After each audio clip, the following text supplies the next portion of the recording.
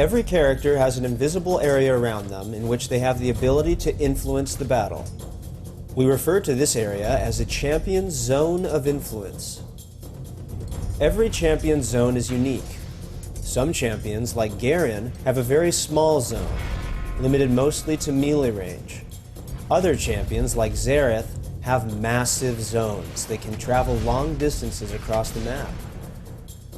Using your zone of influence to push the enemy away from what they want is called zoning.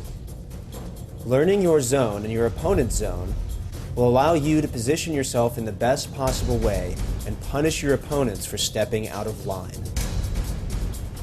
This is Zone of Influence.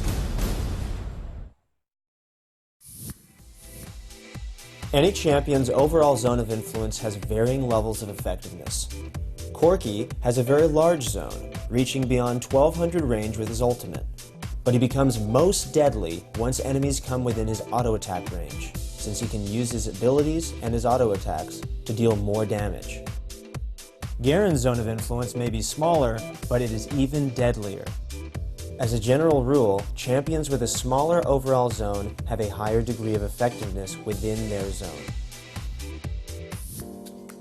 The range of a champion's skills and auto-attacks are not the only factors that affect their zone. Some abilities can travel through minions while others cannot. Xerath's Q will hit all the targets in a straight line. This allows him to attack any target within a large circle around him. Nidalee's Q, on the other hand, will hit only the first target in a line. The effective range of Nidalee's Q is limited by every enemy unit in range. You need to understand these and other types of ability interactions so you can better judge when a champion has the ability to affect you. While laning, pay attention to the health of your minions. Remember, your opponent will want to secure the last hits on your minions to receive gold. In this example, Lux uses her zone of influence, as outlined by the red circle, to pressure Katarina away from the cannon minion. Since Lux has a larger zone of influence, she's able to deny Katarina the last hit on the minion and prevent her from getting gold. Combining your understanding of zoning with freezing is one of the most effective ways to crush a lane opponent. In this example, Garen freezes the minion wave and uses his zone to deny Nasus CS.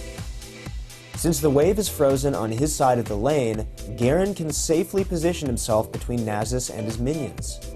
Since Garen has a level advantage and more health, Nasus cannot enter Garen's zone without being punished. Therefore, Garen uses his advantage to press his zone and deny Nasus' last hitting ability, giving Garen a greater gold lead over time. It's important to understand when you have the ability to enter the enemy's zone. Sometimes you and your opponents will have roughly equal effectiveness when your zones overlap, and you need to respond to their pressure with your own. In this example, Lux and Xerath are relatively equal in strength and have somewhat similar zones, so both are able to enter each other's zones to last hit the minions. Xerath, however, decides to poke Lux with one of his abilities, and Lux uses her zone to poke back.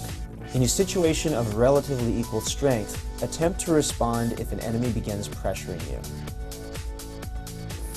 There will be times, however, when your enemy is so powerful that you cannot enter their zone and expect to escape with your life. In this example, Xerath has a level advantage and his ultimate ability is off cooldown. Lux is in Xerath's critical zone and risks death if she remains in this area. Xerath can exert his zone of influence upon the lane, and over time use this advantage to further increase his lead over Lux. When being zoned by your opponent, you have a couple options.